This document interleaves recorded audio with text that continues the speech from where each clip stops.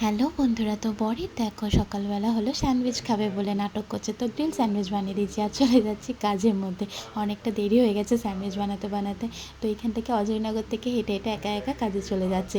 আর এখানে দেখো এটা হলো শিখাদি, আর এটা আমাদের সাবি ভাইয়া। শিখাদি কীরকম দুষ্টুমি করছে। এই দিদিটা হচ্ছে আমাদের অনেক হেল্প করে, সকালবেলা অনেক মোছামুছি এই সমস্ত করে দেয়।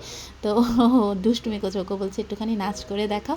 ও তো কোনোভাবেই নাচ করে দেখাবে না, কিন্তু আমি বললাম যে আমি যখন ভাইরাল হয়ে যাবো তোমাকে আমি পয়সা দেবো, তখন একটুখানি নাচ করে দেখাচ্ছে। এ দেখো একটুখানি নাচ করে দেখাচ্ছে, ও খুব হাসি খুশি থাকে। তারপরে দেখো পার্লারে আজকে সত্যি কথা বলতে গেলে সেরকম কোনো ক্লায়েন্ট নেই, অল্প স্বল্প যা একটু কাজ হচ্ছে। এই যে পুজো দিচ্ছে সকালবেলা। আর আজকে আমার শরীরটা একটুখানি খারাপ, মানে জানি না কেন পেটটা ভীষণ ব্যথা করছে।